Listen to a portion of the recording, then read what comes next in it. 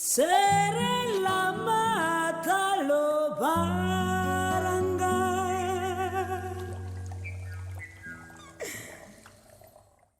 Je suis entrepreneur dans le commerce. Il faut savoir d'ailleurs que j'ai commencé le commerce avant la photographie. À l'âge de 9 ans, je vendais des mangues pendant les vacances devant la boutique de ma grand-mère. Et je suis également une panafricaine dans l'âme, passionnée de communication. Parce que c'est une passion, il me fallait absolument faire ce que j'aime et surtout parce que je voulais m'imposer comme un rôle modèle pour les jeunes, mais surtout les jeunes filles en particulier. Je voulais renvoyer ce message de ce que même si on ne trouve pas d'emploi dans notre pays, nous pouvions créer des emplois au travers de notre passion. Il y a ce volet où on rencontre beaucoup de femmes qui peuvent être passionnées dans certains domaines, des femmes qui peuvent être très douées dans la mécanique, d'autres dans le vernissage, mais qui souvent hésitent à se lancer, à pouvoir lancer des entreprises dans ce domaine-là parce qu'elles se disent que justement la société ne va pas bien recevoir leurs services. Et il me fallait absolument montrer, au travers justement de notre travail, nous pouvions imposer, malgré le fait, entre guillemets, que nous sommes des femmes, que nous avions notre place dans ce domaine-là également.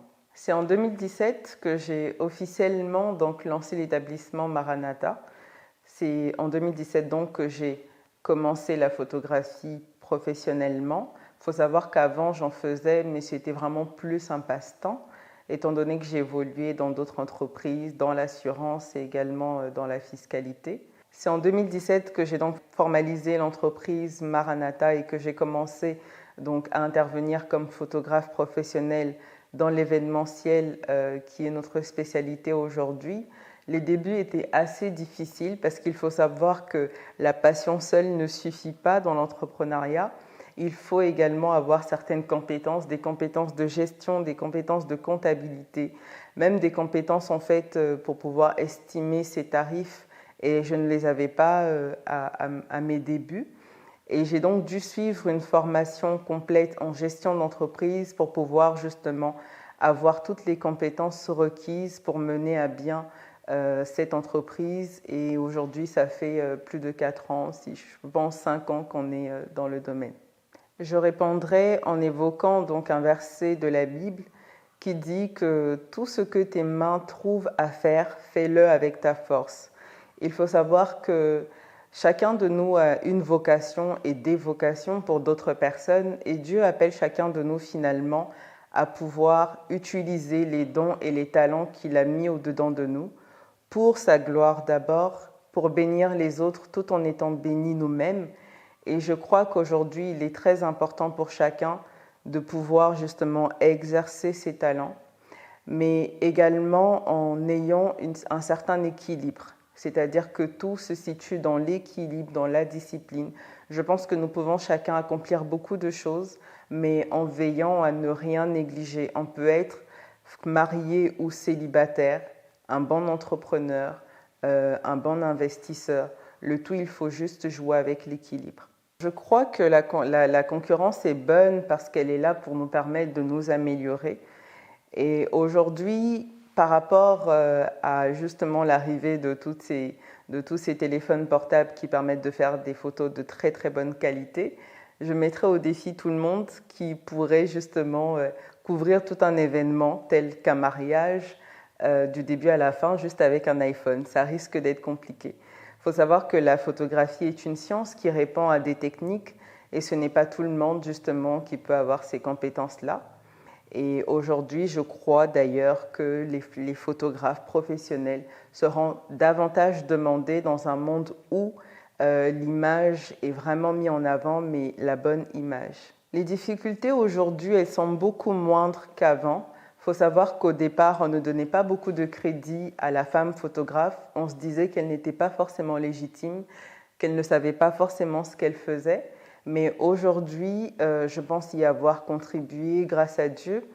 Les femmes, justement, sont jugées grâce à leur travail. C'est-à-dire que quand une personne cherche un bon photographe, il cherche à voir ce que ce photographe a réalisé comme cliché. Et notre travail est la seule chose qui doit parler à notre place. Ce qui est intéressant avec la notion du travail, c'est qu'il y a cette promesse magnifique de la Bible qui dit que Dieu prend soin de nous, mais il prend soin de nous fidèlement en veillant à ce que, au travers justement de notre travail, nous puissions en manger les fruits. Donc, peu importe le domaine d'activité dans lequel nous sommes, il est possible de manger, de répondre à nos besoins grâce à ce secteur d'activité-là. C'est vrai que le métier de l'art, ça peut être un petit peu compliqué, mais à ce moment-là, il faut simplement se faire accompagner soi-même et également pouvoir travailler des compétences au niveau de tout ce qui est des soft skills en fait.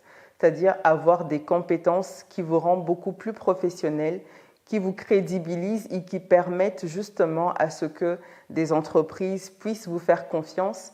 Et en général, c'est ça qui nous permet de pouvoir avoir un gain qui nous permet de tenir les fins de mois. Pour mon pays, ce que je voudrais faire, ce serait d'organiser donc des expositions en partenariat avec d'autres photographes pour pouvoir mettre en avant nos paysages, quelques portraits, quelques histoires également des Congolais. Donc ça va commencer à se faire progressivement, on l'espère, à partir de la fin de l'année et ainsi de suite, des expositions ventes pour également permettre à ces photographes-là de pouvoir vendre leurs œuvres. Le premier produit que nous avons commercialisé, c'est un ventilateur portable.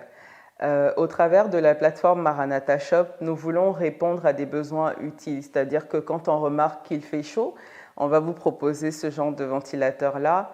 Quand on remarque qu'il pleut, par exemple, on va proposer des parapluies, mais on a également un panel d'accessoires, donc de bijoux qu'on propose. Mais on va dire qu'on a commencé par des ventilateurs portables et puis on essaye de compléter justement notre gamme de produits par rapport aux besoins des consommateurs. C'est très important pour nous que de satisfaire les besoins des autres. Le message que je pourrais adresser aux femmes qui se sont lancées dans ces domaines-là comme moi, ce serait simplement de persévérer, mais de continuer à s'informer, à se former dans le domaine. Faut savoir qu'aujourd'hui, la photographie et également le commerce digital, c'est vraiment des domaines qui ont fait beaucoup de millionnaires dans d'autres pays. Il n'y a pas de raison justement que le Congo ne compte pas des millionnaires dans ce domaine-là. Donc il faut simplement persévérer et je crois qu'il y aura une bonne fin à tout ça. Au vu justement de cette crise économique que nous traversons aujourd'hui, nous l'avons dit avant, mais nous le disons aujourd'hui d'une manière encore beaucoup plus affirmée, l'entrepreneuriat et l'investissement, ça va être les deux clés finalement qui nous permettront de sortir de crise et de pouvoir tenir pendant ces moments de vache maigre. Donc c'est vraiment un appel, même aux personnes finalement qui sont salariées, de pouvoir diversifier leurs revenus. C'est important de pouvoir investir une part de nos revenus pour pouvoir justement multiplier cet argent et nous permettre de tenir. L'inflation est quasiment à 20 ou 30% dépendamment des pays actuellement. Donc à un moment donné, les salaires, les revenus d'une seule activité ne suffiront pas. Donc vraiment, travaillons d'arrache-pied et on espère que tout se passera bien pour tout le monde.